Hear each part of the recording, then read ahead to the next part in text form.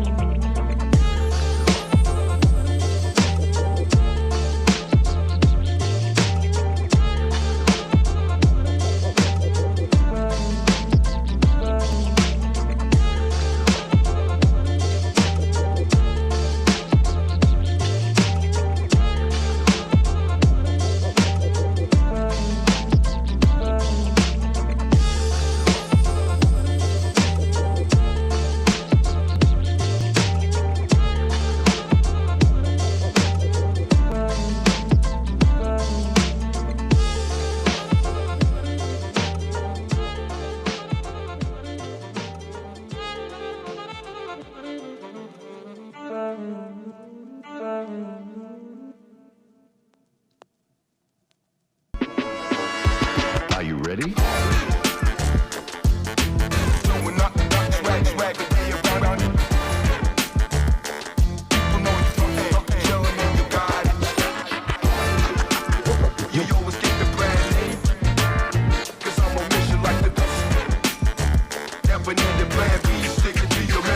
Are you ready?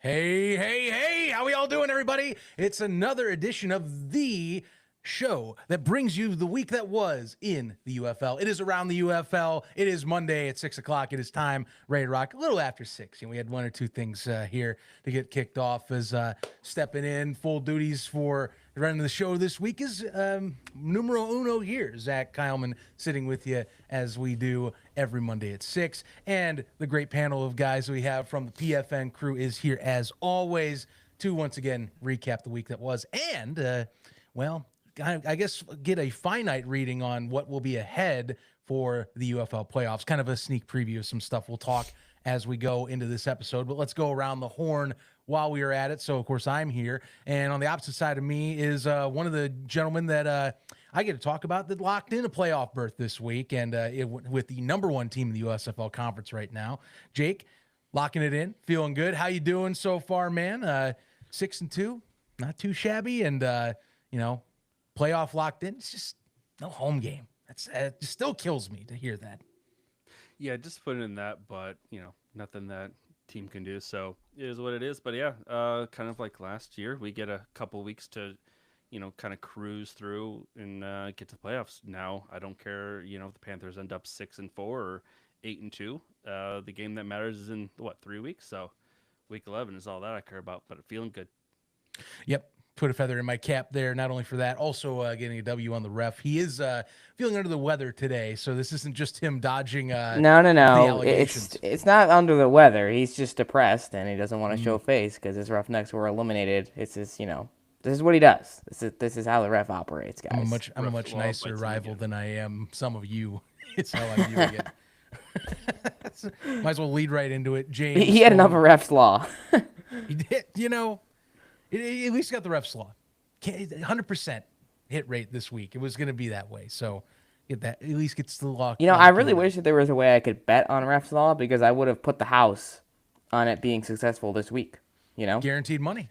Absolutely. Would you, if you knew that Perkins wasn't coming, they're going to start? It doesn't matter. Refs law would have worked either way.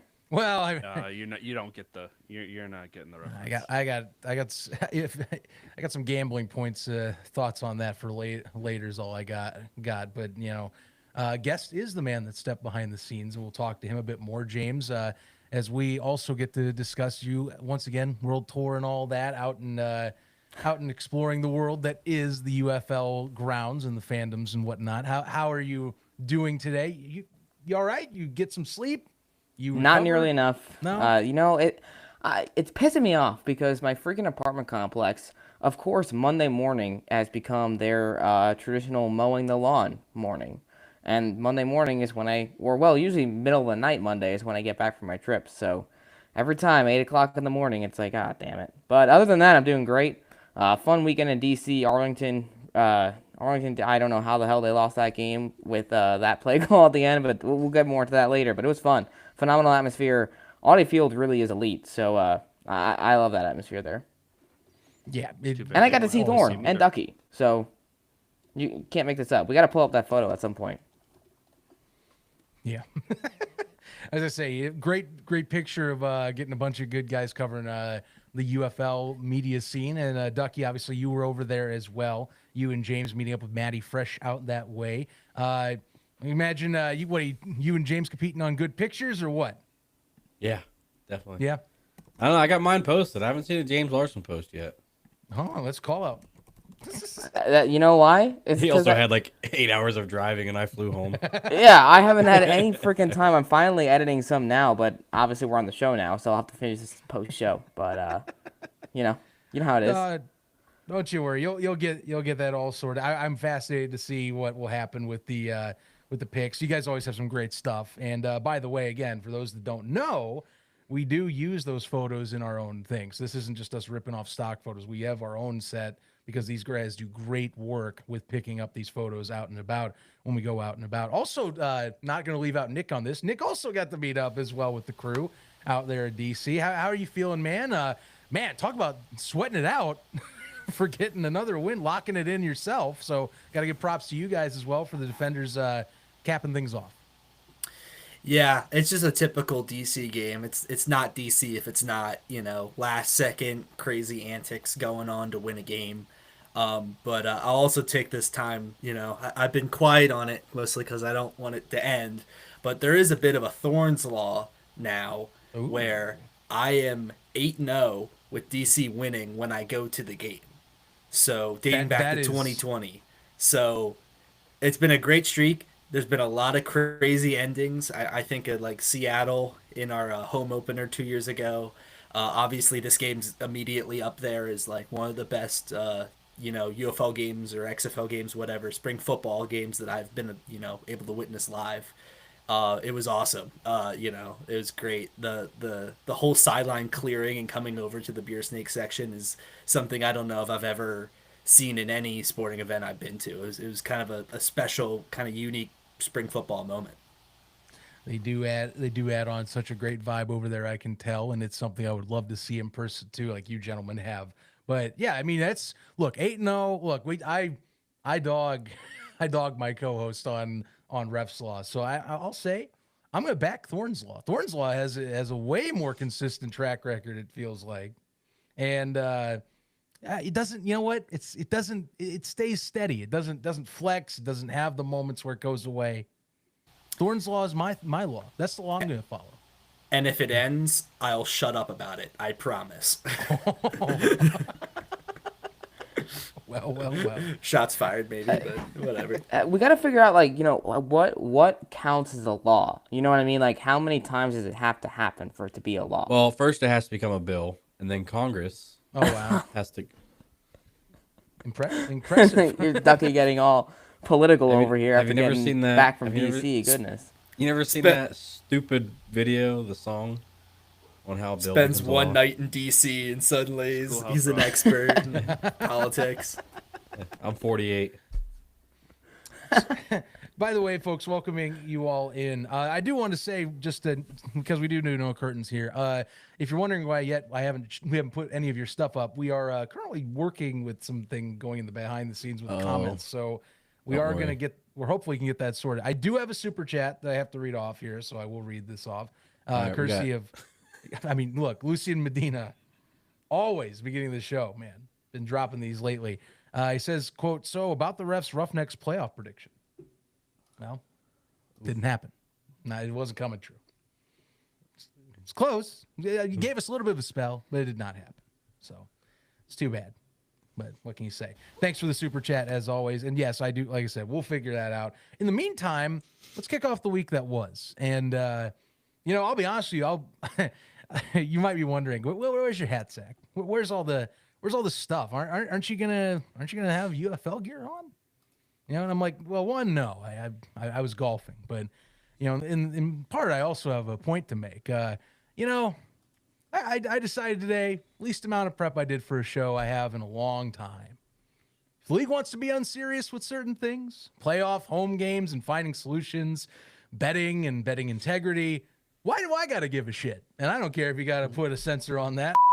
There you go. Thank you. But this is my point. Why do I got to take this seriously if the people over there don't want to take it seriously themselves?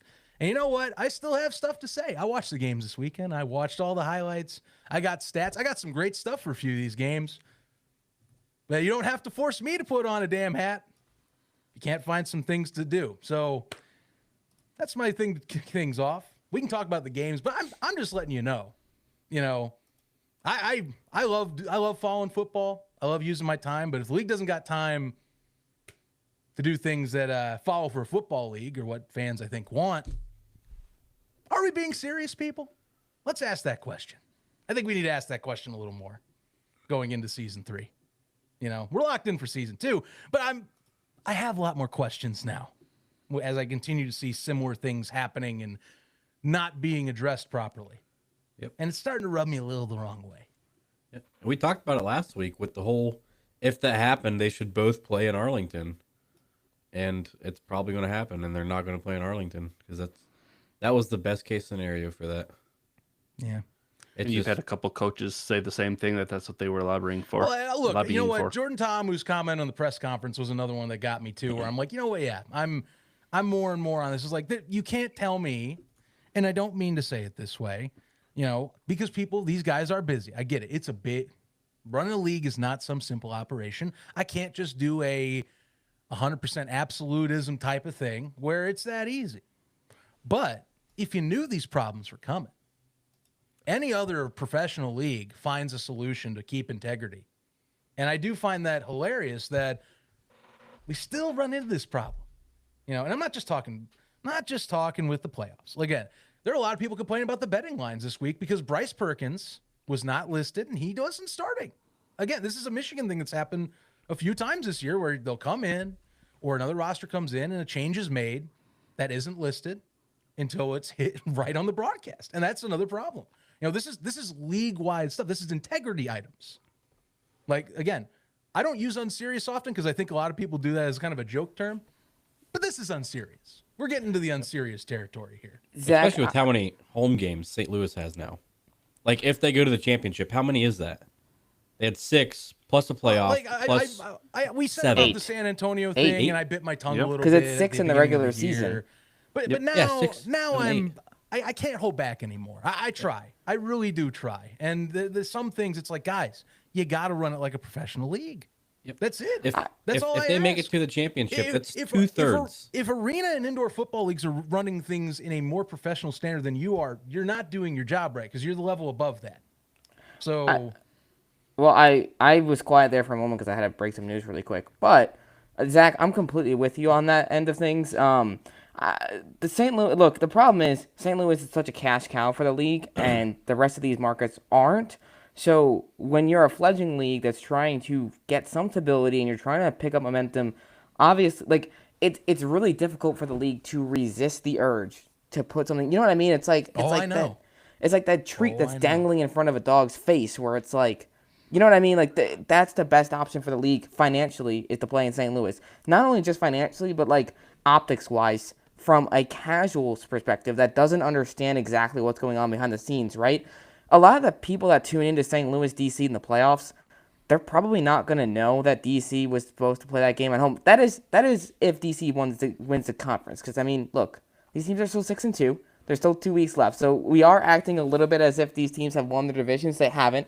So I do think we got to be a little bit upfront with that. But, Zach, to your point, I think the most frustrating part about the UFL not being able to secure these venues is that it goes to show that these venues and some of the people that they work with are still viewing them as a 3rd tier, 4th tier league, right? That's what Audi Field is viewing them right now, where these soccer leagues are taking precedent, these other leagues are taking precedent. And I think what's frustrating is you look back at the XFL in 2020, this would not have happened with Vince McMahon owning the XFL because he had a lot of power, he had a lot of pull, and he's the guy that like really got so many of those deals signed and delivered in the first place. Look, and I say what you want about Vince, obviously he's got a whole bunch of other things that we don't even want to talk about, but XFL in 2020, the reason why they had so much power and they operated so professionally was because Vince McMahon was behind it. There's not that pull anymore, right? Like Dwayne "The Rock" Johnson, what does he do? He tweets twice a year about the league. He does absolutely nothing. There is no pull. There's not, you know what I mean? Like, there's just not much weight to Dwayne "The Rock" Johnson being behind the league. He doesn't do much. He's not helping negotiate, right? Vince McMahon, he was negotiating. He was making this stuff happen. Someone like Dwayne "The Rock" Johnson, he's not. And then we're kind of seeing the fruits of that right now. Well, I'll tell you what's fun. A great interview I watched. Awful Announcing is an awesome website if you want to keep up with the sports business, by the way. You should check them out at Awful Announcing or awfulannouncing.com. And they did an interview with Kurt Menefee, and I most of it you expect them to talk the NFL scene. They actually talked UFL. And I was curious. And one of the point-blank questions, you know, Kurt is an announcer, so you're not going to get everything, but you do get stuff as an announcer. And he was asked, where's The Rock's marketing in this? And he's like, I'm just as confused as you are. And if there's people inside that are confused, I think all of us are going to be asking that question a little more loudly as the year comes to an end. You know, we will talk about these. I do want to talk about, like, especially Birmingham, St. Louis, but, like, I just wanted to kick things off of the show saying, like, look, we can talk the playoffs thing, but, like, it was the stack of the playoffs this week, plus the betting integrity injury report issues that have started to continue to come up that are just operational failure in that regard. I just want to know, like, this is the thing, like, what I'm asking. So, and actually we might have to table that because we got the man of the hour showing up right now. It is Danny Etling, quarterback for the Michigan Panthers, joining us today. Danny, good to see you, sir. Welcome on to the show and around the UFL. How you feeling, man? Big win, locking in a playoff berth. Got to feel nice. Yeah, it was awesome. I was really happy to contribute, and getting to the playoffs again this year is going to be a lot of fun. So we were all excited. Can't wait. You know, you got, like I said, you got two, or I haven't said this, but you got two big Panthers fans right on the side of you on the camera here. Myself, yes, I'm not dressed in the gear, but there's a reason. And then you got Jake on the over here with the sweatshirt as well. Always rocking it. Yeah, as always. I mean, that's the man's MO. I'm going to kick things over to James, and then we'll start asking panel discussion. But welcome aboard, and James, fire away, man. Let's rock and roll. Danny, appreciate you coming on the show. It's really great to have you here. Obviously, you know, I wanted to kind of start off with something that we saw on the broadcast right before you entered the game about how, you know, obviously Bryce Perkins gets ruled out shortly before the game. You get put in, and you kind of state how, you know, just got to go about this like a pro. And you stepped in, you throw for 3 touchdowns, the Panthers scored 30 points, and now you're in the playoffs. Can you kind of explain to us what being a pro means to you and, like, what that looks like for Danny Etling? Yeah, I mean, I've been playing football now for a long time, and the reality of the situation that I've always been, my career is that you aren't really going to have everything tailored to you. The game plans are always going to be for the starters, whether I've been in the NFL, like if you're in a room with Tom Brady and Aaron Rodgers and those guys, they're not exactly like, hey, Danny, how do you feel about this play? You know, they're probably not asking your opinion. You're expected to go out and execute. And regardless of how many reps you get in practice or whatever your opportunities have been before that, like being a pro, make sure that you're always prepared, you're always ready. Like, it's your job to be ready. And, the season might not have, with some injuries and stuff like that. And, took some big hits early this season, just getting to get back out there and get back healthy and also staying prepared mentally. Like, that's all that goes into being a pro. So taking care of your body, taking care of your preparation, and going out and performing is kind of what being a pro is. And being a part of a team like the Michigan Panthers, where it's such a complete roster across the board, the offensive line's been playing really well. You've got a tremendous running game. The wide receivers all very talented in different ways. I feel like, at least in your position, where obviously, you're thrown to being a starter right out, kind of out of nowhere there in that game, but you at least have a really good support system around you to help you see success. And I think we kind of saw that this week. Yeah, I think we have a great team. We had a great team last year too, but just the improvements we've made, just apart from just getting to know each other, we've had some great additions as well. So was really excited to get out there and ball with the team for a little bit, and was really proud of the way we all handled it and stepped up and made a lot of plays. I want to ask a little bit about working with Marcel Belfair. This is your second season now with him as the OC in Michigan. And we've kind of talked to some of the players, talked to people in Michigan, and the vibe that they get is, his offense is a bit different, with his CFL experience and the way you can kind of open up the playbook a little bit from that end of things. What's it been like working with Marcel the last couple of years and just learning from him and kind of growing in the system? Yeah, it's been anytime you can stay into a system for multiple years and have some reps and consistency at it, it's always going to help you out.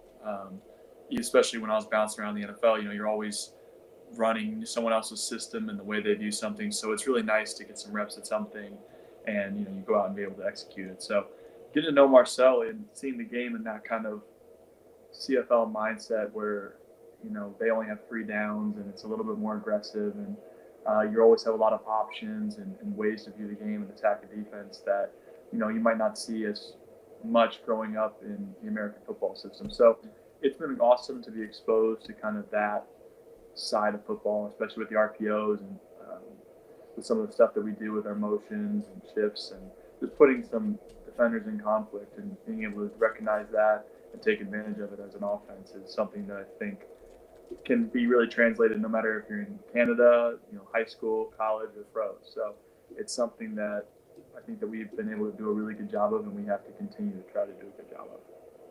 Absolutely. I'm going to pass the mic over to Jake, one of our Michigan Panthers fans on the broadcast. Jake, go ahead, take it away. All right. Well, welcome, Danny. I first, before I ask any questions, I do have to offer you a little bit of an apology. I think I've thrown some undue criticism towards you from this year, and I think part of that was, or most of it, to blame to the 2-quarterback system, which throwing you in cold I can't imagine is helpful. But so I apologize for that. Like your performance on Saturday kind of made me a little bit more of a believer, like I should have been all along. So getting that out of the way, because I know I've kind of I've said my words, but. Kind of in the same situation this year as you guys were last year. How are you guys preparing to not kind of fall into the same, not being able to finish the season kind of like you guys had hoped last year? How are you guys approaching that this year, knowing that you're getting in the same situation?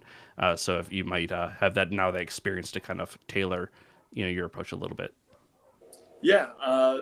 Don't worry about it. No need to apologize. We all got jobs to do, create media and content and all that. So, but I appreciate the apology. Always means a lot to, talk face to face with someone, and it takes a big person to apologize. But I definitely think we can't look too much into last year or anything in the past. You spend too much time looking in the rear view, you're going to get in a car crash. So you just got to focus on what's important for us right now, is to just get this game plan down, and everything else is in the past. We're a new team. They're a new team. This is a big one going into this week that we really want to get and, show out for, regardless of, where the game's going to be played or whatever. We want to win the division. I think that's where our team stands right now. Yeah, I think the last few years they've been close. You guys have been close, and before you and coming in. So hopefully, 0-6. Hopefully that changes this week. Obviously, does the approach change at all, knowing that while you do have the pride, you do have the conference on the line, that it doesn't actually matter as far as where you guys are going to play or who you're facing in the playoffs? Does that change at all?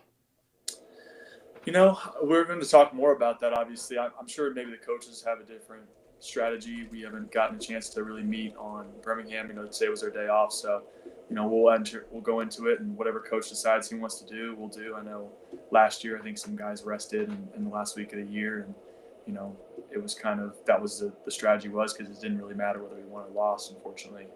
But we'll see what we decide to do. I think that this team is really competitive, and we have a competitive heart, so we definitely want to go out there and compete. And we wouldn't be out here playing in the UFL if we didn't want to go out there and show what we got. So I think there's a lot of that too within our team, and we'll just see what coach decides he wants us to do, and we'll follow his lead on that. Absolutely. And I imagine you guys definitely want to get that monkey off your back. So I know how guys, how hard you guys play in practice. So yeah, hopefully you guys get that. I know I'm certainly gonna be rooting for it, regardless of whether or not it actually has any impact on the playoffs. So. Zach, I feel like you're also a Panthers fan. You got to have at least a few. Something up your sleeve for Danny. I feel like is certainly an understatement. I definitely am. Like I said, if it wasn't for something I'm committing to today, I'd be dressed up right now and having my stuff locked in and fit, especially for you, Mr. Etling. Look, here's the thing with this. The I will go and do what Jake has been saying. There's a lot been said, and I've said a lot on the 2 QB system setup. Said a lot last year about when Birmingham did it. How do you handle it? You know, kind of your mid-season, you're doing kind of, it's almost like an analysis, it feels like, of kind of feel like what is the best in that sense of what runs the offense and what's able to kind of make a stable offense for you guys and what the best vision is for Belfay and company. Like, how are you handling that, knowing that, you know, you are trying to lock in a job, but you're also trying to make sure we're winning football games because, you know, championships on the line and it's a pretty competitive conference.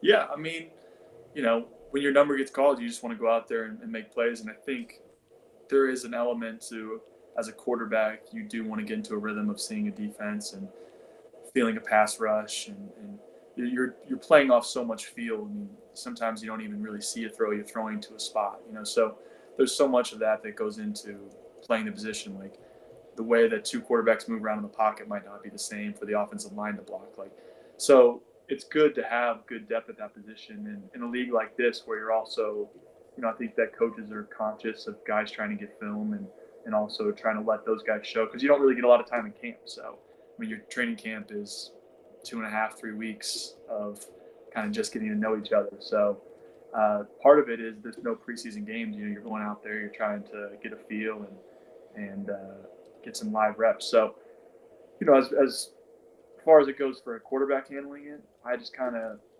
treat it the same way. Like, everything's not going to be perfect in a situation where if I were to go in the NFL and if I get opportunities beyond this, like, it's not going to be perfect if I'm in the game. Like, I don't think too many guys are going to want you in the game. It's like, oh my gosh, what happened to the starter? What's going on? Like, this guy hasn't had any reps.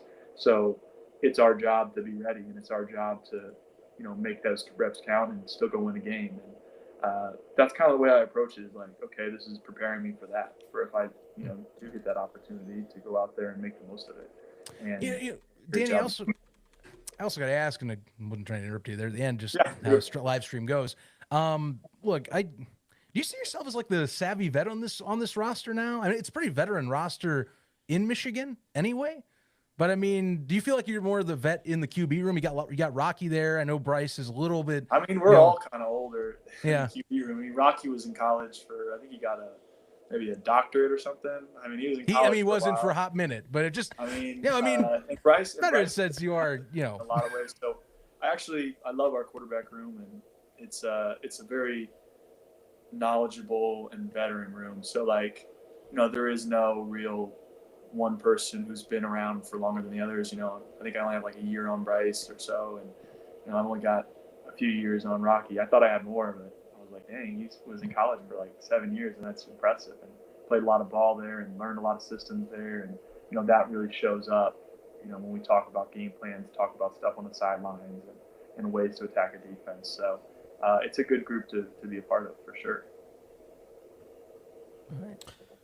Danny, I had a question for you. Before you came on, we were talking about the playoff games, like the home games and where they're being played at, even though if you guys secure a 1 seed, you can't play a home game. How do you feel about that? Are you okay with that, or would you rather be a neutral site like in Arlington? I mean, I think, you know, it doesn't really matter what I think. I mean, heck, if we were going to go play in Iraq, I'll go play in Iraq. Roll that ball out there. UFL overseas. You know, we'll go play wherever. And I think that's the attitude I have and the team has. But I think it sucks, obviously, for the fans. Like, I think that Michigan fans have grown exponentially since I've even taken over last year. Like, and seeing this season, each time we've gone, and more fans have shown up. Like, I think it would actually be a really fun environment and a good thing for our fans, because, you know, they're excited to see us play in the playoffs. And unfortunately, it doesn't look like we're going to have that happen. So, and I know that the league's going to do the best that they can do, and they're going to try and make the best decision for the league. But it would be obviously more fair to have it like at a neutral site or to do something along the lines of that, as opposed to playing an away game, you know, essentially. But, you know, that's not really my call. And, you know, you can only control what you can control. But, you know, that would be probably more fair. But I don't know if that's going to go into the decision-making process. So actually, how do you feel like you guys are going to approach the next few? Obviously, winning is winning, so we always want to see that. But it's different now. You're not going for seeding. You know, the seeds are locked in, the place is locked in. So I mean, We talking analysis, fine tuning? I saw a great comment, Rocky getting possibly reps, maybe depending on how the thing plays out. I mean, how are you feeling this one right now? Again, like I'm not sure what the coach's plans are. I mean, there's a lot of elements to it. I mean, when you play a team 3 times in a season, there's going to be aspects of what do you want to show, what do you not want to show, what do you want to, how do you want to play the team? Our starter's going to rest. Like it's just it's going to be an interesting last 2 weeks and how we want to handle it. And a lot of it's going to be trying to get healthy. Hopefully we can get some guys back, and I'm sure they're going to be thinking the same thing and trying to figure out, how do we put ourselves in the best position to succeed once the playoffs come around. And I know, that went into it last year too. Like I played with a broken hand and hurt shoulder, and part of the reasoning the last 2 weeks was like, okay, like we'll slowly transition you back in and try and get you healthy as we can. And there's elements that where you might have some rust or you might not. So there's going to be a lot that goes into it. So I'm not sure what we'll do, but I know Coach will have a really good plan going forward. Love it. Anyone? Nick, were you going to say something? Yeah, I got 2 questions. So the first one you kind of hinted at a little bit earlier when talking about Tom Brady and Aaron Rodgers. I think when you look at your NFL career, you have a unique, perspective because you've been in so many rooms and behind so many great quarterbacks. Obviously, Tom Brady, Aaron Rodgers, Russell Wilson is another one. Matt Ryan, Jordan Love. I'm sure I'm forgetting someone there, but I'm kind of curious from your perspective. Obviously, you have a lot of different ones. What do you think makes those players so great? In the whether that's on the field or in the QB room, whatever. Kind of from your perspective, what separates those guys? Yeah, I think for one, it's for sure the preparation. People always talk about it, and it's a cliche answer, but it's cliche because it's true. It's just the way that those guys prepare and the knowledge they have to anticipate what a defensive call is going to be or to anticipate something throughout the week. It's really impressive. Like someone you didn't mention, like Russell Wilson, I still remember, he's someone who maybe doesn't even give as much credit to like his mental preparedness, but we were in Seattle and they'd shown this like double A gap, 8-up look, and they had never once brought like a salt from it. He's like never done it. And so, like, they've created an entire protection scheme. Like, they're not going to bring this saw. Like, they've never done it in 2 years. He's like, all right, sounds good. And then they all leave. And he's like, first time they show that, I'm going to, like, check the protection to an 8-man protection because I guarantee you they bring them all. And sure enough, like, first time they do it, he checks an 8-man protection. They actually bring the saw. And I was like, dang, that's good. Like, how'd you know? Like, I asked him if I knew. And he's like, because they know the exact same thing we do. Like, of course they're going to bring that because they haven't brought it yet. Like they're going to try and trick us, so we always got to be one step ahead. And like, Tom was the same way, and like some of the stuff where Tom would know like the defensive end is dropping, even though like they have a safety. I'm like, how'd you know? He's like, well, the leverage of the nickel. Like he's never played that. Like the stuff that they recognize and they see, and then they retain that information.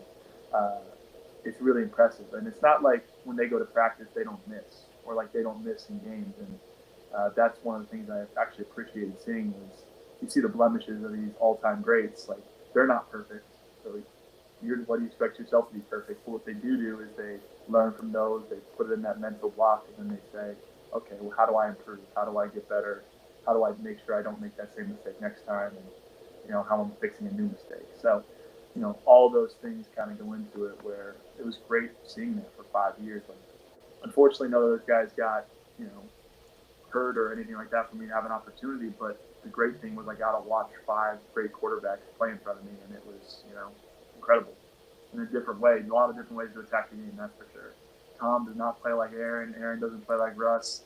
Matt Ryan doesn't play like, any of those guys. And then, I bounced around my 5th year and got to see a lot of different guys, Trevor Lawrence, and some of those guys where they were younger and seeing how they approach the game was fun. Awesome.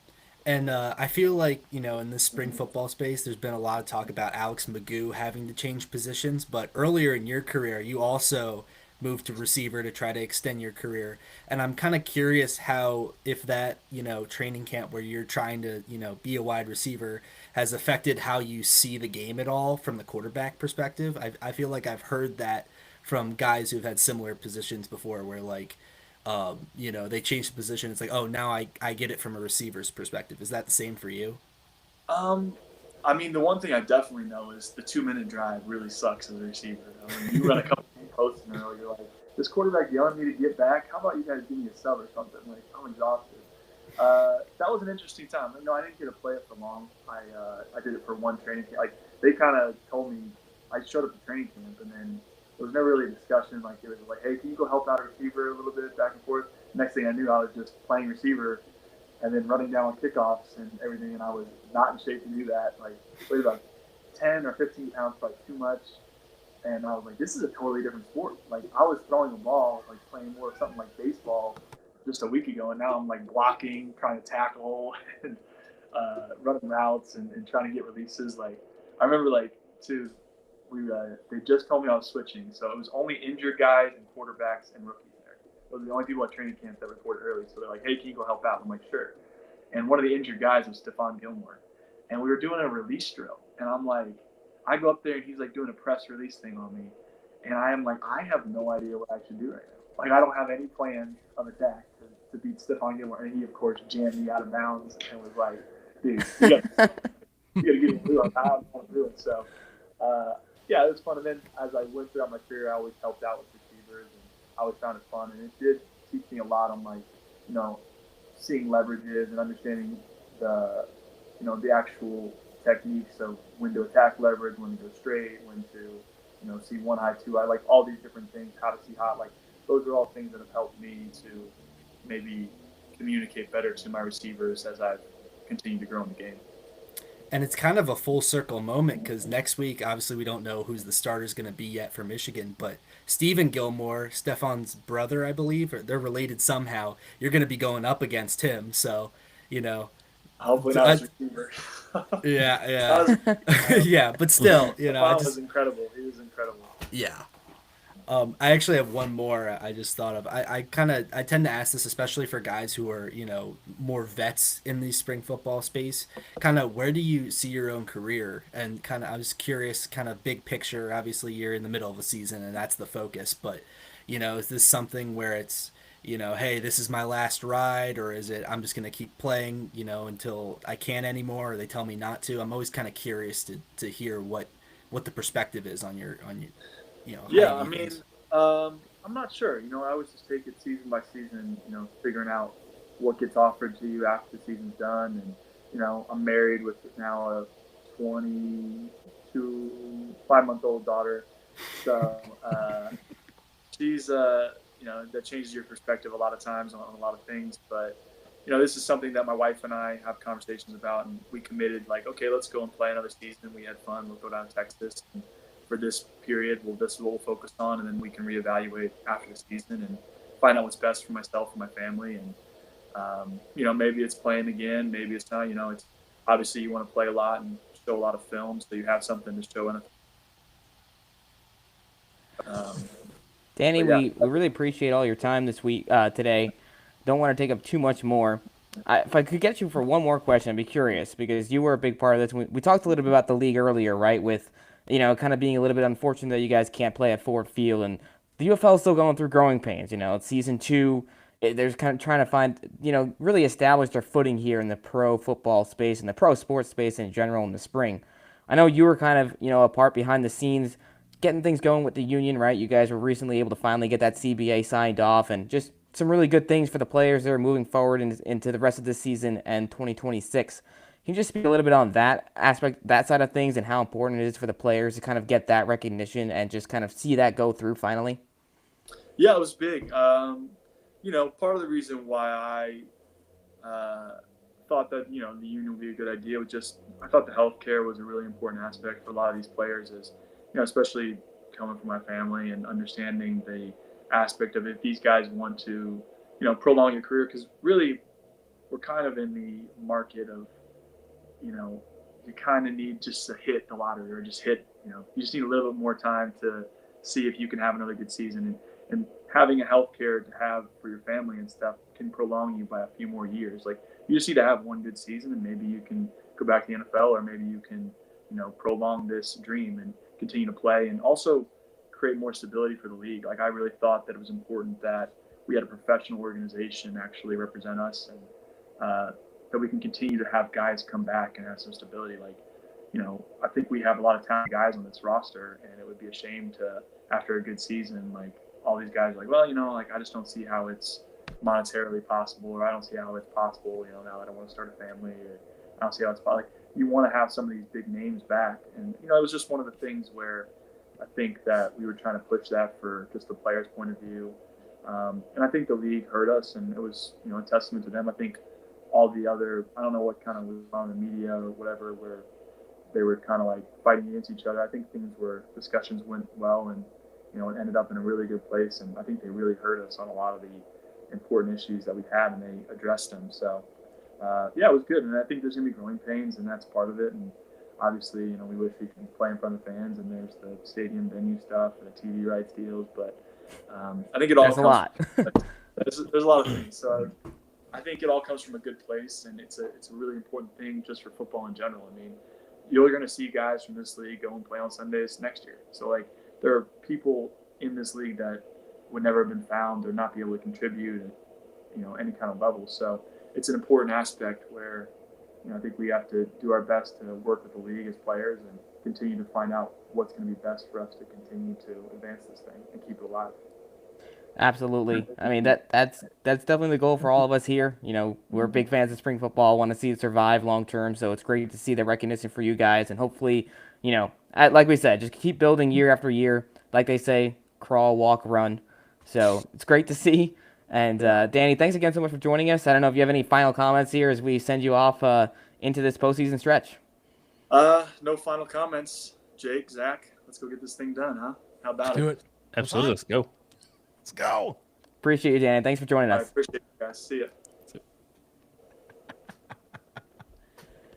Oh, man, good times. Danny Etling, quarterback for the Michigan Panthers. Glad to have him on. A lot of great talk there, and a lot of conversation. We saw you guys following along on this too, because again, I think Danny's We promise we're reading these comments, guys. Yes, we are, and I think I know the issue. Sadly, it's something I cannot adjust on the fly this week. I'll blame it on my least expertise of managing the behind the scenes technicalities. So you can chalk this one up to me being unserious this week as well. So we'll go with that too. But anyhow, yeah, glad to have him on. And again, I think great guy to have perspective, because it's not just a young player that's jumping right into the pro scene as well. We're talking to a guy who's been a vet. He's been around the block. He's seen it all as well. And, from the top of the chain and from the best of the best. And now I think the way I viewed it is Danny trying to get back to something here too. I'm glad, James, you brought up the PA stuff, because he's been heavily involved in that. And, I think that's a great step towards, we talk about what makes a serious league. That's a serious league thing, and I agree with his talks. That's something that I think needed to get done, and it got done. And a lot of his efforts and the people that he worked with, they got it sorted and worked it out. I absolutely agree. It's good to hear from him on that, just from a player's perspective side. And also good to hear that, the media is going to be the media, right? We saw a lot of back and forth, and the players are going to strike, and everybody hates if someone hates the union or the players, they hate the people at the top. To hear it from him, and, kind of see his perspective that it actually, was good. The talks went well. It was in good spirits, and they got it done. So, well, and frankly, I'm still mad that his name got dropped out of the blue in an insider report. So that is still something that rubs me the wrong way.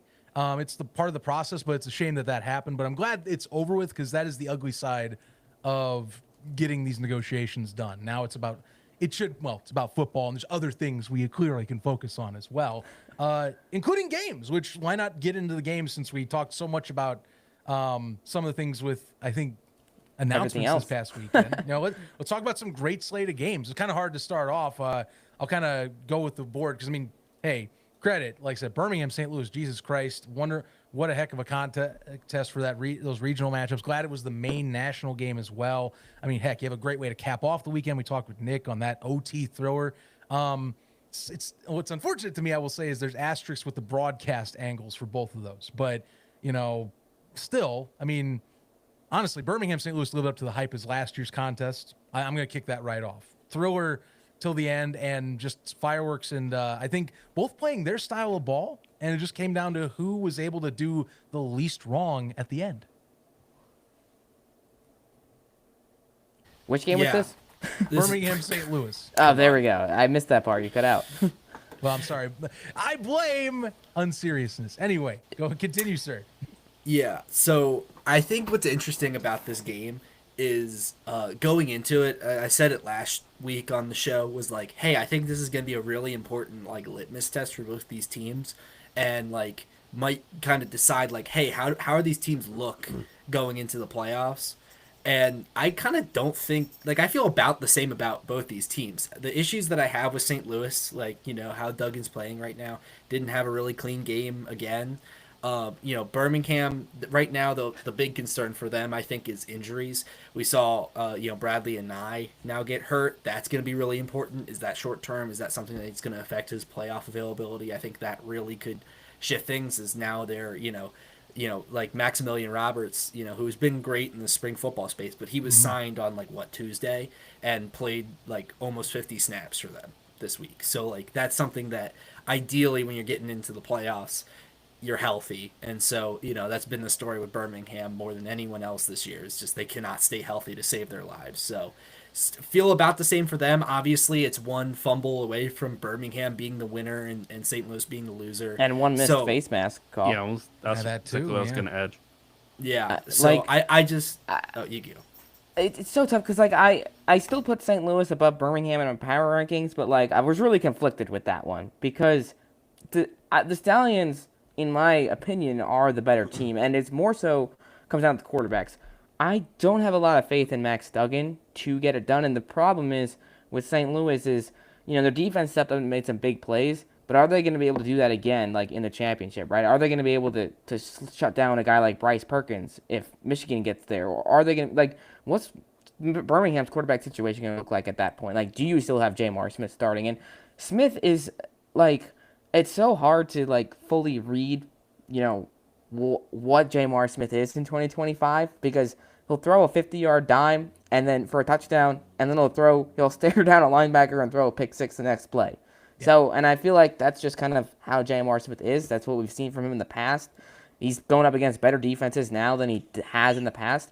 For him to come off the street and still throw for over 250 yards and a few touchdowns, I thought overall it was not at all a perfect performance, but it was good enough for Birmingham to win. They just had a couple things not go their way in that game. I think the Stallions probably should have won that game had they not shot themselves in the foot. Well, and I'll go on the flip side of this with the St. Louis angle. So here's things they do well. That defense, I was already leaning this way the week prior. This is a really opportunistic and well-disciplined defense in most cases. And I will give them a lot that they do carry a large load for St. Louis. What? What are you interrupt me for? You said they carry a large load. I don't know what you're talking about. I can't Ducky's tell always you. got his mind in the gutter. Goodness gracious. You guys should have heard what he was telling me in the hotel room Saturday night in D.C. Goodness. I was asleep. This dude took a picture of me while I was he sleeping. was not asleep, bro. Talking about should have heard the loads in things the he said in hotel his room. sleep, man. What's this all about? Dude. He got there like crazy, Ducky. Goodness. He got there at 2 a.m., took a picture of me. I checked the chat, and he's like, "What should I do?" And it's me sleeping. What's happening? Oh, yeah. Good story. I'm still sore. It's a wonderful story. It's really good. It's really good. Opportunistic defense. That's all I got to lay down. Fun facts, by the way, because I don't have the hat with me, and I was, again, committed very hard to what I was doing at the beginning. I have a Mr. Digits to bring up. It's been a minute since I've used Mr. Digits, Let's but go. Fun fact, Mr. Digits says St. Louis has not been leading in any yards category on offense in its 4-game winning streak. All 4 games that they have won so far, they have lost the yards battle. And credit, that is part of the beauty of football. But that offense is definitely not what is, and I will say again, carrying the load. The defense is being very opportunistic and also slightly less mistakes than their opponents. It's been fascinating watching the games with the Battlehawks. Teams have just not been as disciplined. And I think that's also going to be an amendment too. And I think Nick will smile at this. Some of the coaching that Anthony Becht and company are doing over there, that's allowing them to get on a win streak right now. Because I'll be frank, one thing that caught my eye, and I think that is a big point. What's a great defense? It adapts, it learns on the fly, and it sees tendencies. That pick 6 from Jamar Smith, slant routes. They called a ton of slant routes on this game. They were barreling down on this. It was a bread and butter play for them leading up into the fourth quarter. Jamar stares down his guy. They read the route. It's a great pick 6, and it turns the game. But that's the great things. When you have players communicating with coaches and coordinators on a consistent basis in-game, those are what the great units do. And I will say that is a really good sign of a well-coached unit, especially that defense. Offense, it's a mess. Max, I'll be honest with you, Birmingham, I'm shocked they did not look at the DC book against Manny Wilkins and go, we're just going to keep him in the pocket. Because so much of the time it was undisciplined, crashing down, letting Max just kind of find yards. And honestly, terrible tackling with Max Sailors. There are a few good blocks. But, I mean, some things really shocked me with, I think, some of the finer tunings that Birmingham we usually are used to seeing. Yeah, the Stallions took a long time to adjust in that game. They finally adjusted and put more guys in the box, and we saw them kind of switch around, a couple of defensive schemes there. But then they let Jacob Sailors go off. I mean, that last drive, the run defense was awful. Now, I did think Birmingham's defense kind of, they were, I don't know, they were really hit or miss in this game. It was a couple drives they'd be just dominating. You're like, okay, the Stallions are winning this game. And then all of a sudden, Sailors is popping for 20 yards, 15 yards, 12 yards, and then Duggan sneaks out for 10 yards. It's crazy to me how Duggan is so inefficient as a passer, yet he has won 4 in a row. You can't deny that he's won 4 in a row. So it's a really strange scene down there in St. Louis right now. Mm-hmm. Yeah, I think with, how they're winning games and all that, first off, I want to mention, tying it back to, losing your top 2 edge rushers is going to really hurt how you can keep contained and that sort of deal. They're playing a guy who's been there for 3-4 days. So maybe going in the future, if there was a rematch in the championship game, between these two teams, that would be something that maybe shifts a little bit. They can do that a little bit better than they can currently. But yeah, I think for them, leaning into Jacob Sailors is their route to winning going forward. Really kind of running to set up the pass more or less. And, obviously there's a lot of talk about Hakeem Butler and, getting him more targets.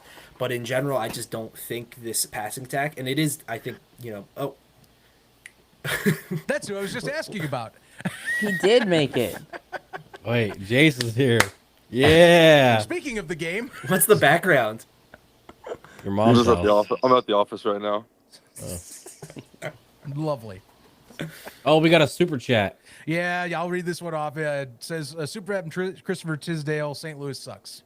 Thank you for that. Wait, what did it say? Chat. You cut out. What did it say? St. Louis sucks. Oh. That's all I got. Uh-oh. Jace, how's it going? It's good. My screen shows the PFN stream starts in 3 minutes. Oh, no. Yeah, we see it in the background, but it looks like the stream is actually good, so just ignore All right, that. well, I'll just trust y'all. I can look at y'all's little faces. I still have integrity. I'm looking at the stream. I will keep you posted. We're still here, though. All right, let's get it. Let's rock and roll. How you doing? I'm doing good. Obviously, could be in a little better mood if we would have won, but didn't bounce our way. So, kudos to St. Louis. Yeah, but I would say I think you can speak very well on this. Very, very solid defensive unit. I thought we were just talking about how it felt like they were very good at adapting on the fly. And actually, if you can speak on this, point out specifically the pick 6, it felt like they really were getting on you guys with the slant route combinations. Like they finally caught on to kind of how you guys were setting it up. Am I wrong, or is that somewhat okay analysis? I don't think you're wrong. I think that if you do something over and over, a blind squirrel's bound to find a nut eventually. I think J-Mark would take that throwback if he could and look to the left side of the field. I think we were running the same thing, but the left side was a little more open, I believe. But he made a good play, fast reaction time. That was more impressive than anything was the catch he made because it was such in close quarter. So dude made a play and then capitalized on it. So it was, yeah, adjustments, maybe right place, right time. But like I said, it was a hell of a play. Jace, I mean, I'd be curious to get your input because I don't know maybe when the last time was that you played in an environment that is that loud and that, similar to an NFL style game. I mean, during the regular season, like when would be the last time that you were in an environment like that? You asked us last week, and he said Canton. Yeah, but I don't think Canton crowd pump noise as much. Yeah. No, I'm just joking. I don't know if they did that. It felt like it at times. I'm just joking. I don't want beef with St. Louis. I don't want beef with St. Louis. I don't want beef No, with but St. Louis. I mean, I've been to both, and the St. Louis is. I mean, look, DC is a great environment. Obviously, Canton was great at the USFL, but like nothing has been nearly as loud in the spring scene as St. Louis. Like it just, like we've seen it with some false starts for you guys, just like little miscommunications, having to call timeouts. Like it affects the game. It does. It definitely. We noticed them that last like our last two drives. We're like, dang, the crowd's getting pretty into it, and we were clapping and trying different snap counts to slow down the pressures, and it definitely played a factor into here. And we really had to be paid. We really had to lock in and focus to what was going on. So, yeah, it was different. Sometimes you got stadiums where like the fans are kind of. I don't know. It felt like even though they're right by us, it still felt kind of spaced out where we had enough room in between them, and it didn't feel like they were breathing down our necks. Whereas some places, but yeah, I'd say it's definitely been a couple of years since we've all got to play in an environment like that. We were all talking about it on the bus, saying how let's get back to the championship so we can play under that atmosphere again, and then see what happens. Yep. Yeah. Hey, Jace, I wanted to ask about that last, couple plays in that whole sequence. Yeah. Obviously, it felt like once you guys got past the 50, there was a lot of things just going wrong from, getting to 4th and 11, and then you barely, Jordan makes a great play to get the first down, and then you false start and you fall out of field goal range, and then you get back in, but then you fumble, and then that's the game. Oh, shit. And I'm curious. Oh, are you still there? Can you hear me? Yeah, I can hear you. I'm sorry. Okay. So just to did you hear that whole question? Just I that whole heard sequence. Yeah, the last thing I heard was after we had the false start, we kind of got put out of field goal range, and then The run and the fumble. I'm curious, for your team and that offense as a whole, how do you dissect that a tough sequence of events, lost a game, and then take that and move forward, from something like that. I'll answer that from the last thing. From first talking about the 2-minute, the final play was one thing that we've been so good with the past. Ever since I've been here, is we've been dominant on the 2-minute drives before half and in the game, and that 8-minute window into halftime to come out of the second half, we've always capitalized in that, and we really take pride in 30. We call it 30 for 30, and so out of all the times we've done it, so many times this year we've had to score on the final drive, and we've been able to overcome that and do it. But it was just one of those things where it didn't go our way, and after, like, we were obviously, like, nobody wants to fumble, but it was like once that happened, it was like, okay, like now we actually did lose, because it just felt like we were escaping by. Like JT made a crazy catch, to convert it. Like things were kind of going our way that final drive, where it was like we've made enough mistakes that we don't deserve to win this game at this point. And saying all that, it's crazy because we lost. If we hold on to that ball and then we get maybe 3 more yards, like we're letting Mevis go for a chance to kick it and then we win. Like it's crazy. Like we were still that close, but man, you go back and watch the tape, and I know St. Louis is saying the same thing. They made a bunch of mental mistakes, or they made a bunch of errors on the turnovers, but like the stuff we did was it was really, really costly. And I'm glad it happened now. I would hate for something like that to happen week 11, and it could end up costing that. So I'm hoping that we can learn from this and just capitalize on our unfortunate things that we did in the game Saturday. Mm-hmm. Still got the clinch, and because of circumstances. You're welcome. Well, yeah, and you're welcome as well. I'll double up with that as a ditto. Hey, it was so hard. I just wanted to keep my mouth shut on Twitter. I was like, you know what? They earned it. I'm gonna let Jake have this one. He's got it. He's got it. Once I said, well, technically because of us, I was like, well, technically, yeah. I was like, you got it. Any thoughts on you guys? You getting a home game locked in, regardless? It's another year, another similar situation. And like I said again, I have I have no say whatsoever. But I don't like it. If you know what I'm saying, like, I know James has already booked the tickets, and he already said Bryce Perkins can St. Louis shut down Bryce Perkins in the championship game and everything. But like, we do still have a chance to Oh, be the 1 seed. So if we do win, we will outright host. Like, it will be our territory to host anyway.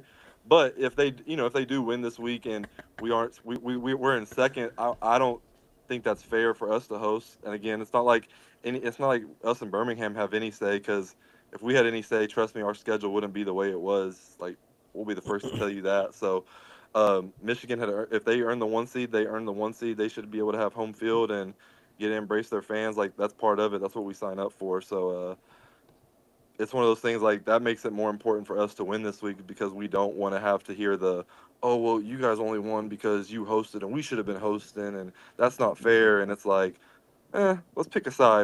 Remember 2 weeks ago, you guys were laughing at us because we decided to have a game at 11 a.m. on Mother's Day, where most people go to church, and it's like, we didn't have enough fans, so like, the home field can't be that big of a deal for us. And you guys still get to pick. You guys still get to pick who gets the ball. Coach Nolan hit it on the head. The coin toss is the most important thing of the game. Like, that's why you want home field. You want to have the say in the coin toss, because again, that end of half, first drive of the second half, like, that can swing the whole game. So, but yeah, and for some clarity on that, for those that might not be aware, what he means by the coin toss is there is no coin toss in the UFL. Whoever's the home team gets to decide whether they get to receive or defer. So, and they make those decisions kind of, depending on how it goes. But when I was in Memphis about last week when they played St. Louis, I was down there on the sidelines when Jim Turner went up to Jaron Horton. He's like, hey, should we kick it or receive it? And Jaron said kick it. So Jim Turner was like, all right, we're kicking it. And St. Louis opened up with the football. So, like, that's those decisions. I mean, obviously, heading into a playoff game, might kind of think about that decision a bit earlier than an hour before kickoff. But, anyways, that's how that all shakes out in the UFL. Yeah. I'm curious. Obviously, we talked about might be a day off. Danny Etling kind of talked about it too. But I'm curious what your guys' approach is for the final 2 weeks. Where, obviously you talked about wanting to win the USFL stuff to shut up some of the haters. But outside of that, nothing really to play for. Just curious what your approach is. Yeah, we don't got a lot of Chase Garbers on our team, so we're still playing for pride and everything. We don't have we're not banking on an NFL opportunity afterwards. So the best, say you're one. Which team did he sign with again? Yeah, you're making one. Like I said, you're a Cade Johnson touchdown a play away from having your clips sent around to every NFL team talking about a crazy catch. And so it's like, you do want to balance your injuries, but you also are trying to get to the next level. So to get to the next level, you never know what play is going to come your way in a game, and you got to take it just as serious. And you do all the little things right, the rest of it will follow. And then injuries have been a big deal, and it's who can stay the healthiest. So there's ways you can work around it, but I still think it's got to be the 1-0 mindset. You got to get a win, because just that you could be resting, and then it takes 1 week for you to be off your game, and you're out of a rhythm, out of a funk. It's like, I'm always on the other end of let's just keep saying our prayers at night. The good Lord's going to look after us, how things are supposed to happen.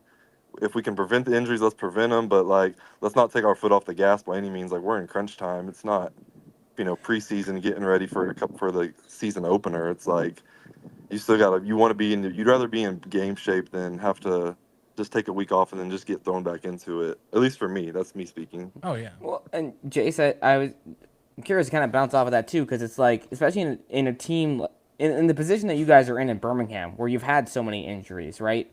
Like, you have guys that might be coming back, or you're still trying to figure out the quarterback situation, right? There's moving pieces on that end where, like, these guys need to be out in the field because they need to be getting reps, right? If you've got a guy that's missed 3 or 4 weeks of action, you don't want to throw him right back into the fire in the playoffs. Like, you'd probably want to at least give him a few reps down the stretch of the season so he can get back into it. I mean, obviously, depends on, how that shakes out with the injury. But, I mean, what are your thoughts on that end of things? Because I'd assume, like, if, let's say you were hurt and you have a chance to come play in Week 9 or Week 10 and, get a little bit of reps under your belt again before the postseason starts, I'd assume you'd probably want that.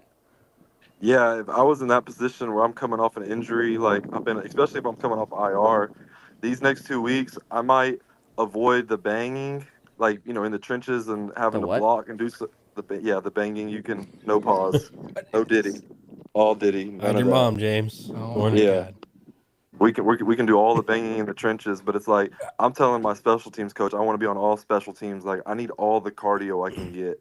Like just let me run, get in shape, avoid some people, get those movements back because you can't replicate that in practice as much as you want, especially this time of the year. Nobody's like you're practicing hard, but every day is a mental day. Like you're making the most of your mental notes. You're not physically exhausting yourself right now because you got to be ready for game day. Right.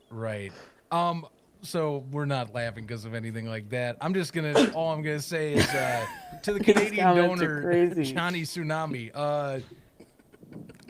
What do you want me to say to that, pal? I mean, I don't even know what to He tell said, you. Jace can't see it. He said, "Have you guys thought of including non-whites?" I don't even know what to say to this. Appreciate the donation. My son's black. There you go.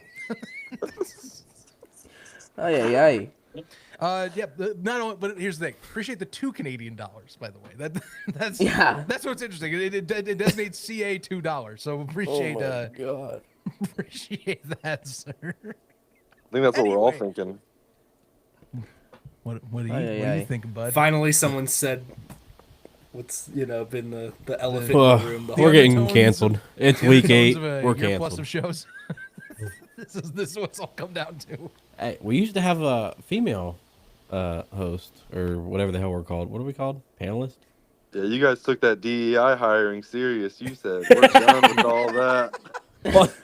Get the women off the show. Oh my God. Get him out of here! That's crazy. Basically ESPN this year. No, but seriously, I mean, you can apply. I mean, we have applications on our website. Feel free. I'm serious. No, he's Just not just go joking. through just DM Matty Fresh TV and we'll. Yeah, what is he getting on? Hey, Yep. can I ask a question about that picture? Which one? Oh yeah, go for it. Were you and Matt fighting for leg space? Is that why you guys' legs were so close together? Were you guys fighting for who had dominant of the chair? Wait, me or him? James and Maddie, their knees were like they were fighting who got the more of the chair. You know, It's a mortal battle. They're probably packing down there, so they're probably just. That's what I'm saying. Yeah. Like who won that battle? That's what I'm wondering. hey, I'm looking at it now. I think Zach, is there any way you could pull that picture up? Do you know how to? I can. Do you know how to do the screen share like Oh ref? no, I do. Give me a moment. I'll find it for you guys. Yeah. It's up there. Trust me. I got this unlocked. Give me. You can I also love pull that. up the picture of the three of us too. Oh yes. No, I'll get that as well. So, just give me some Thorne, time. how tall are you? Dude, not very. He's 5'3", believe it or not. Dude, hey, I don't know. That's the picture you should post for everything because you look like you're like 6'5" in that picture. Put Dude, that I on your need to hang Tinder. out with these guys more. Like it's Yeah. great. For the record, I am 6 foot tall.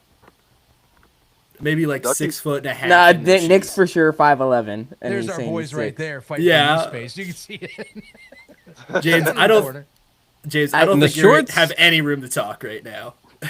I think I'm this slightly guy. winning this battle, but Freaking But thunder honestly, thighs 'cause over here. Jesus Christ. Ducky's my guy, but when I saw that picture, I said, "Huh, James is shorter than Ducky." It's like a That battle was of my wits. first thought. that's Yep. that's how it's always been, I'm- sadly. I'm- But Yep, Ducky's I'm the bigger 6'4". man. What can I say? Like I said, there are some territorial items going on with the legs. But it is a shame, guys. That unfortunately, Matty Fresh will not be joining us as a panelist due to his Yep. failed physical. Too much Zoa energy in his bloodstream. So The God. 14th panelist. Whatever. no, I think he was applying for 22nd. So we are Oh. taking applicants for 23 and 24. So Jace is 21. yeah, Jace is 21. I mean, I if he ain't locked in by now, I got questions. Ducky Yeah, looks like like a what do I mother gotta too. do? I got one more. we got the last one here from the weekend. Look at this trio. What is that quality? This is an Android phone. Absolute studs. Might have been smudged, honestly. Yeah. Jake, what's What's up, up? Look man? at I know you got something. I know you got something. So something you're thinking Nick, about. I gotta ask: is that tee from like the 2020 season? Because I have a baseball tee for the Battlehawks that's very much like that version. No, that's from 23 actually. All right. So I was gonna say, I don't have I still rock anything that. from back Yeah, then. that's the 2023 logo. Yeah. Yeah, I mean, they had the old. Oh, I don't know. just lost Jace. I have nothing. I have no. There he goes. So yeah, I had nothing to do with that. There we Look at this woman in the background. Oh, she's gone. Oh, Can't have Can you women guys on the hear me? show. hang on. Yeah, we no. can hear you, Jace. No. Oh, We're well, back. I had Jace, asked you were Jake- trying to ask Jake something. I asked Oh, Jake he- something, but no one answered, so I was like, maybe they're mad at me, so I just left. He's zoned out. Yeah, I've been having audio issues and trying to figure some shit out, but but no beep though. So, are we gonna do power rankings or what? Yes, we are. Oh yeah. Yes, we are. Stop. I mean, mine are James, let's hear why probably. Michigan is number See, now- one. Yep, he's got Michigan at 1, 2, 3, and 4. Let's hear why they're number one. All right. I got this here loaded up. Let's check out some power rankings, shall we? And yes, it's doing this whole weird thing. Don't worry. I got this thing solved. See, I have plenty to say about the power rankings. All right. Show me the money. Of the David window. said, "Yep." Jake Oh, was if I'm drunk. All right. Power God, rankings. I wish I was. Here we Monday. are, ladies and gentlemen, with our power rankings. To kick things off for this week. Michigan, D.C., St. Louis, Birmingham cracked the top 4. Obviously, top 4 playoff teams seems to make sense to be the top 4. And bottom below, Arlington, Houston, Memphis, and San Antonio. Fun little thing I had this week at my work. I had someone try and assume that San Antonio was last year's San Antonio. I said, sir, that's very incorrect. They are 1-7.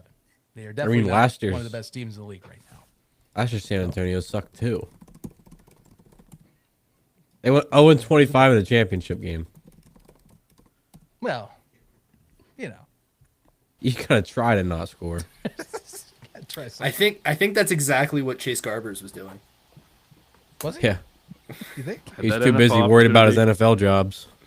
I can't tell. Crazy pull by Jace. I'll take it. You're my They- muse.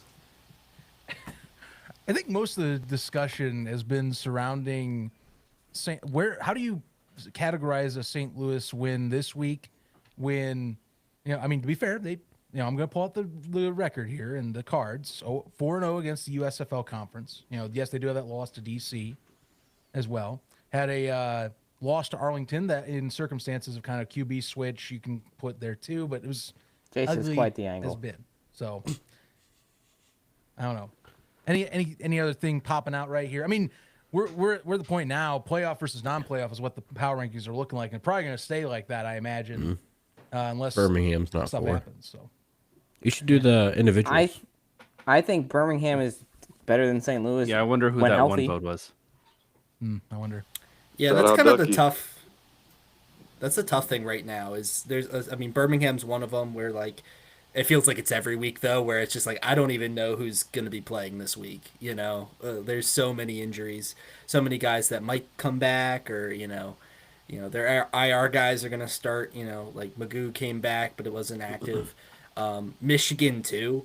We just saw that they're getting Breland Speaks back, which is huge for them on their playoff push.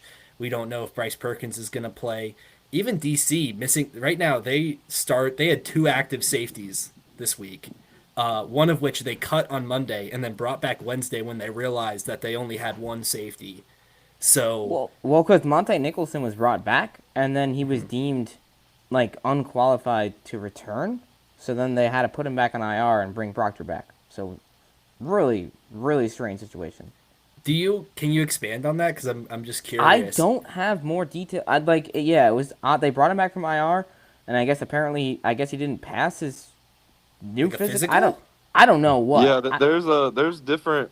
I'm not gonna lie to you. I think that there's, and James will know more about who I'm maybe referring to. Maybe I'm not referring to. I'm not really referring to anybody, I guess. But I just know that there's multiple people that you get cleared by.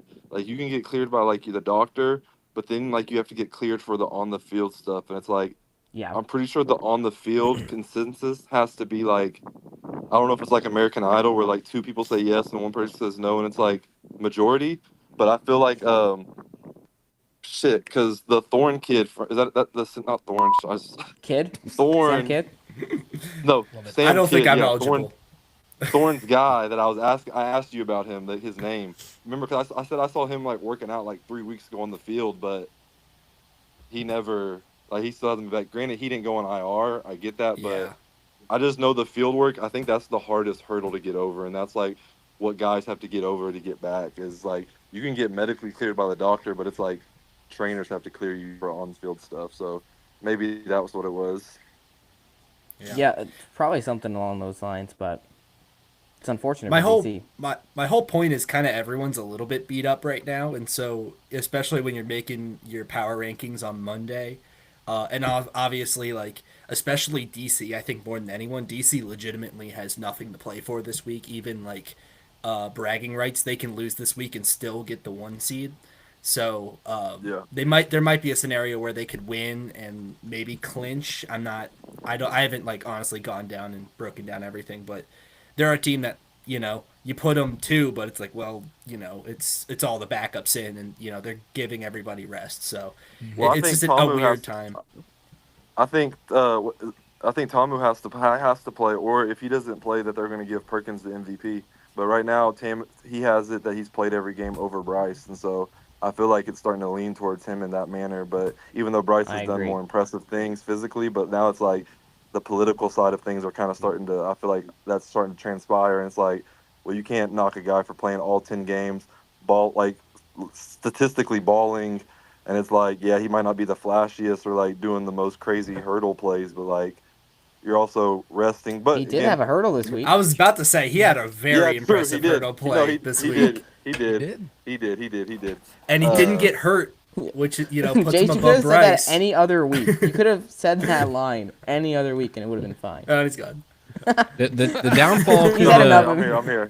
James, shut the hell up. You're just sticking up for Bryce Perkins. The take is over. No. The whole thing with Bryce and Jordan is they're not on St. Louis, so they're not going to get any awards. Yeah, no, that's true. Hakeem is 2 catches away from getting it. I gotta give respect to the chat for stepping in for the ref here, because already going, MVP's Jalen McClendon. Low key, it could be if he had like 2 more weeks under his belt and they were winning. Yeah. Houston's tough. I mean, he's only had 1 second.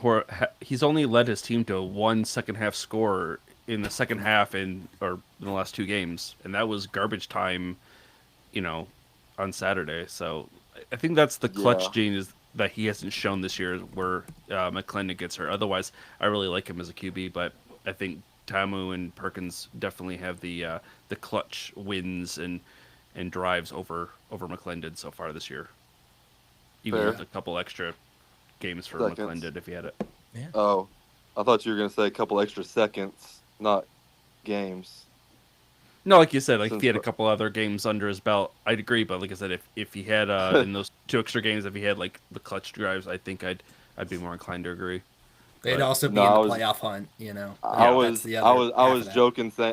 joking saying extra seconds, since that's how Bryce got one of his comeback wins. And that's why I don't think Bryce deserves it, because not every quarterback gets the opportunity to have the game in and then restart. Yeah. I mean, it's all right. If you guys need to, in the after show, I'll show you how clocks work. Even Bob Stoops admitted afterwards, like after, not right after the game, but a couple days later in the press conference, he had said that, like, you know what, I went back and looked at it and it looked like there was a second left, so yeah, I'd say that too if the league was telling, hey, everyone thinks this is wrong, can you come out and say this? Well, I say Coach Stoops is definitely getting the press conference quotes from everywhere now, or at least you're holy hell, can we talk about Arlington? I do. We can't leave the show without at least talking that game, because that ending, my God. There's been a lot about the ending. There's been a lot about the broadcast flip from that to ESPN2. I mean, great game. Shout out OKC. Yeah, shout out OKC getting that pregame down and the dub. You got it. I made the call. Oh my God! How dare you? What? Self-sabotage. I was like, the world needs more Malachi Andrews. Let's listen to her. Hey, look, it's big too, and like I think Pro Football Talk and all the other outlets that are talking media, they're like, yeah, they bailed for a pregame show. which Game 7 pregame show, but pregame show, people. It's different than the live sporting event. Let's put it on there. We can talk about that, or we want to talk about the interception that could have been something else, possibly. I think we should talk about Bob Stoops basically saying Luis did all that on his own. He didn't want to call the spike. That was crazy. That was crazy. He thought we were going to kick it. There's no way that Luis made that call on his own. There's no Yes, way. he did. I think he calls he the did. offense. He I calls do the think he did. offense, dude. Really? He runs everything. That's his show. I mean, I at don't- some point, you've got to step in and be the head coach and be like, hey, That's I not think what we Bob should does. play Dude, it safe. He's only 10 years older than Luis. He doesn't got that much rank over him. Yeah, I was brought right me- next to James whenever it happened, and I'm like, what are they doing? What are they doing here? And It is something I will say that, like, obviously awful. But there is a thing where, like, teams will be like 9 seconds left. Hey, let's just run an out route. But the thing is I think the real crime was trying to fake spike it, because it just threw off the timing, and then he left it he lobbed it inside. It was just like the worst possible. That yeah, made no worst sense. possible. You threw an out route to the field, to the far guy, not even to your number 2. And you threw it to DeAndre Baker's side, who has the most takeoff that he can run. And it's like, what are we doing? Like, that had to be the most free interception of his lifetime. That was the most bizarre sequence. But the whole fourth quarter for Arlington, the amount of mistakes that they had. Okay, 12 men on the field. You block a punt.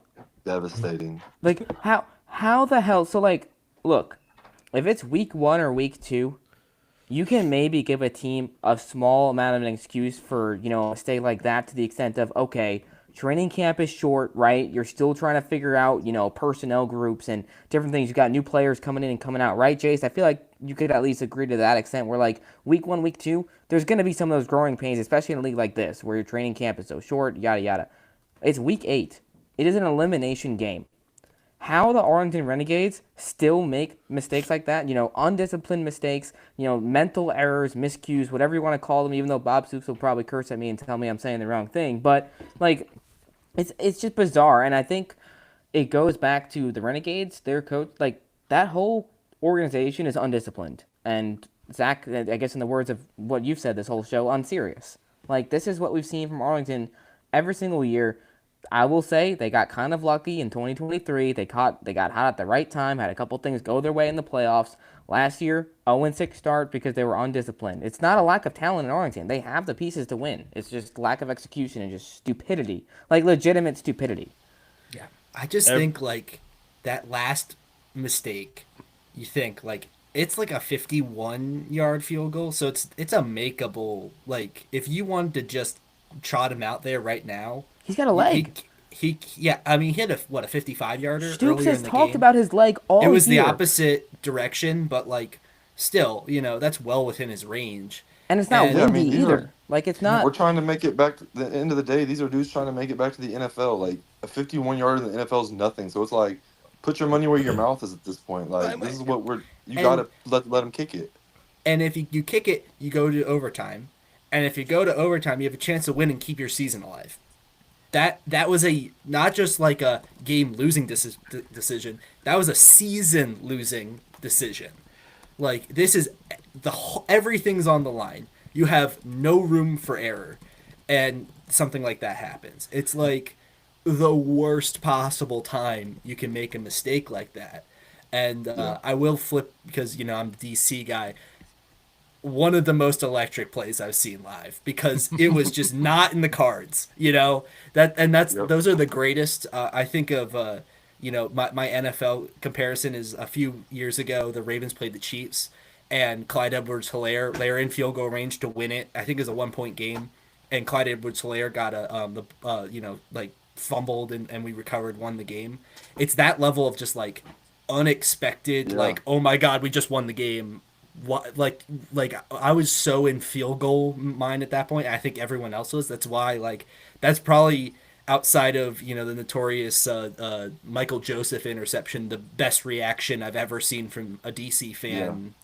Audi Field, that was the best moment ever. And then I don't know how much they got on camera, but the whole sideline just flows over to the Beer Snake section, and Briley Moore's throwing cups, and it's just like it's an energy that like I don't know if I've ever seen at a sporting event ever. It's because of how intimate that space is too, and the fact that it was literally like zeros on the clock.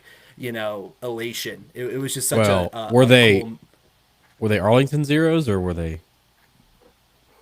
like? Hey, if you need a refresher on how clocks work in the after show, I got you. I'm leaving out of this. Stepping aside. Oh man, there's a reason difference why in zeros on the clock here.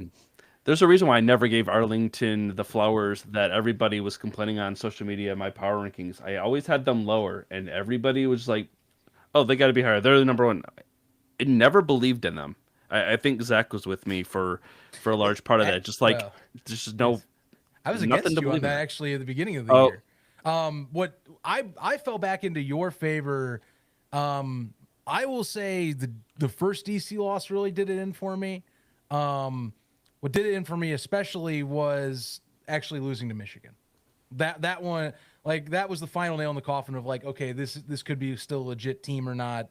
And everything goes right for you all day, and you still find a way to stumble your way to a loss. Classic Arlington losing streak going on right now is the thing. It's just a little bit softer start this year to kind of kick things off, and that's what we learned is, right. Soft I mean, they beat them getting wins. The Brahmas, who are a train wreck, and then you've got Anthony Brown starting for Houston. Like, if Jalen McClendon starts that game for the Roughnecks, Houston wins that game, and we're looking at a completely different. I can't disagree. And I said that like 3 or 4 weeks ago. Like Houston is, like Houston Arlington right now is kind of hit or miss in the power rankings. You kind of go either way, but Houston right now I feel like would beat Arlington in a like. I just think they're a better team. Maybe, but both teams had the do or die game. They must win to stay alive this year, and they just in Arlington, Imploded. and then Houston just didn't do anything in the second half whatsoever. And it's just like it's classic Houston mistakes too, like Jorcravia Spivey dropping a 4th and 2. I mean that's an easy first down, right? That was my favorite play. And McClendon's been pretty good, but like he just chose a really bad time to throw a pick 6. It's just unfortunate timing for him that was the play that Kanai Lovely read. That was a great read by Kanai. Who should have like 6 interceptions this year, but he's only got 1. But hey, yeah, his hands on this year haven't been the greatest. But hey, PBU is the PBU. I'll take that all the same. Yeah. Shoot, you look at Jalen's stat line, you think that it was a game where maybe it was like a Showboats one where Michigan has a final score to kind of put it away. Reality is it's just they got thing was they were never in the contest. It's just Jalen was able at the end later on. It's like okay. That's more of a stat pad game. It's too bad because when you said Showboats, I was like, huh? Because Troy Williams had 36 passing yards this week, so I was like, where in the hell are you going with this? You gotta sometimes you gotta hold on. You gotta hold on tight. We're on for a ride sometimes with this analysis. 36 we didn't even talk about the toilet bowl. We're already at 7:30. Yeah. No, the 36 passing yards is more like the Michigan stat line against Ohio State. That's what reminded me of 36. All I gotta say about the toilet bowl is Memphis just, what, OT. If that's the way you gotta win, it makes it fun. They're the overtime kings. And hey, shout out Jaron Horton's defense for just showing up. They got 3 takeaways finally. They've really been trying to get turnovers all year. What, Ducky?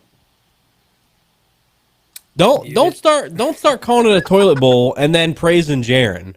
Don't disrespect them. What do you want us to call this then? Just call it a regular game. Don't call it a toilet bowl and then praise Jaron. That's slapping his face. That's 2 1-6 teams. I don't know. That's been the running joke all spring football. Two 1-6 teams that lost their head coaches. The Maulers and the Panthers, Week 10, 2022. That was the toilet bowl. Last year, the Showboats and the Roughnecks. 1-8. That was the toilet bowl. Yeah, but those teams. This was this year's toilet bowl. 1-6. Those teams deserve to be those because they just had bad coaching. These two teams were like. San Antonio's got inexperienced coaching too. I mean, to be frank. Yeah, that's what I mean. Both of them. I'm looking at the end of the year schedule. There's no other toilet bowl game except that one. Like, there's no other possible way to do that. So then it was just good parity in the league this year. Well, top four's been pretty competitive. So. Listen, but seriously, I was trying to shout out. Look, the Memphis defense played really well. They're second. I think right now they're second in total defense when it comes to yards allowed. And had they had a competent offense for more than 2 or 3 games this season, they'd probably be in a different position right now. But here we are. I also want to shout out Cam Dantzler. Former third round pick, was someone that I was really excited going to San Antonio last year. That didn't work out. Had like a cup of coffee in the CFL, and then was hyped up in camp. Gets hurt, can't play for the first 5-6 weeks of the season, and he's balled out the last couple weeks. He's someone that I think when you're looking at guys who are going to go to the NFL, he hasn't quite gotten his flowers because he hasn't played as much. But he reminds me a little bit of like a Jalen Redmond last year, where it's unfortunate because I would have loved to see a full season of that. But I think he's a guy who immediately goes back to the NFL, which is where he's been. I mean, he played legitimate reps with the Vikings a few years ago, pre-Brian Flores. So I was playing against him. Oh, yeah, that's right. Yeah. You're right. Mr. Packer extraordinaire. Packers favorite. Packers favorite, after all. I got love for Green Bay. But do they love you back? Oh, boy. I'd say 70-30. I made a strong comeback on my social media presence. I'm too funny not to like, they think. Well, apparently you're a player. Look out for this year, or potentially getting cut, or whatever that post was. Potential trade target. Yeah. Yeah. Oh yeah, That sounds right. Well, I've never seen NFL to UFL trade, but I wonder who the hell the UFL is going to get for you. Oh boy. There's no Who the hell would Green Bay even send to the UFL? There's a guy on the team, trust me. There's a couple for I can ATU think Extra of. where we discuss this specific person. Oh no, I'm saying there's one on every team. There's someone on every team. Still tune into ATU Extra because we'll make him say it. Oh yeah, I got my post game thoughts for the ATU Extra. Coming your way, maybe. Yep. Gentlemen, any other thoughts on the weekend before I distribute the ever important points? Nope. No. Well, other than congratulations to St. Louis on having 2/3 of your season at home. Give you a golf clap for that. We'll leave on that. All right, let's do points here real quick. Look, it's me hosting the show, so I got to continue the tradition. Jace gets 69 points. It always happens that way. So it's gonna land 69 points for Jace. Land it down. Always gonna be. While I'm at it, Ducky, 20 points. The +5 gets you because of Oppo on screen. There you go. And don't worry, Nick, I'm not going to discount the cat views as well. Trust me. I'm a equal pet employer. I'm not really employing you. I don't know what I'm doing here. You get 25, Nick. Good questions, cat cam, the whole hit and caboodle. Good stuff as always. Jake, you and I, we get a Chris 25 because we're big winners this week, baby. How about it? Give me the first time leading the USFL conference. This late in the season, we'll see how that goes after this weekend. Mm-hmm. No, I only care about week 11. I'm just messing. Oh, I know, but I was like, I'm just messing. No, but some people have been like that though. He's just trying to get Jake to crack a smile. I saw. Yeah, that's all. My burner account. Muscle spasms, just muscle spasms. That's all. That was the point I was gonna make. I got sidetracked. Well, I'll talk about it afterwards. But yeah, you made a good point earlier. 30 points goes to James. Road tripping as always. Good questions and comments, of course, for Danny as well. Good stuff. Locking things in. Don't know what to say about the Brooklyn hat. I've been trying to think of something to say. I'm just going to bring it up. So, Thanks. I know you're a Nets fan. It's okay. Yeah, I mean, I don't really care anymore because Irving and Durant's gone. You're but- unserious about the Nets? Well, okay, how did we tank this year? Now we got the 8th pick. I what- gotta stop you right there. This is for ATU Extra. Around the NBA coming soon. ATN? Pretty sure that already Yeah, exists. you should lose points for that. Yeah, take 5 Oh, away. 25. I'm gonna put Yep. Birmingham at 6 next week just because of that. You were so close. You get back down to 25. You're not even joking. Wait, you're gonna take them from 8 to 6? Hell yeah. The committee has spoken. Yeah. Oh, I can't. We can't use the censor button for that. I've got no dump. There's no dump. Where's my dump button? I don't Anyway, want to mess up Aqua. all right, guys, that works. That covers our bases.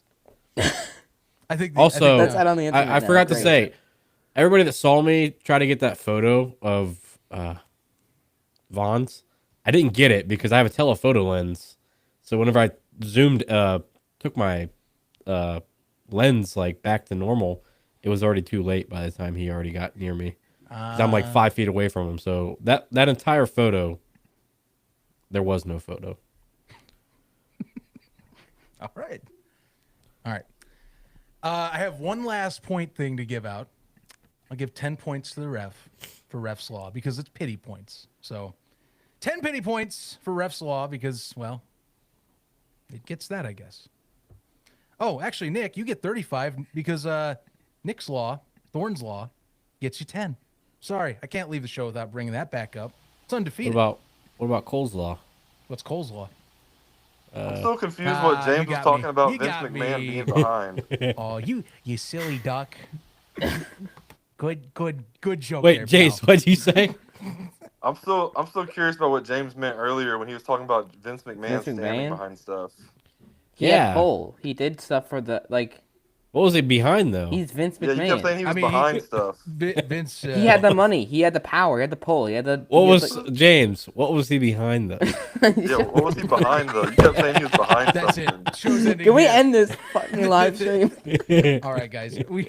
We're all signing off. We'll catch you next Monday. Don't worry, we're still serious enough to follow along, and we'll see you all. Usual cast of characters and guests. Thanks for tuning in and sticking with us. San Antonio sucks.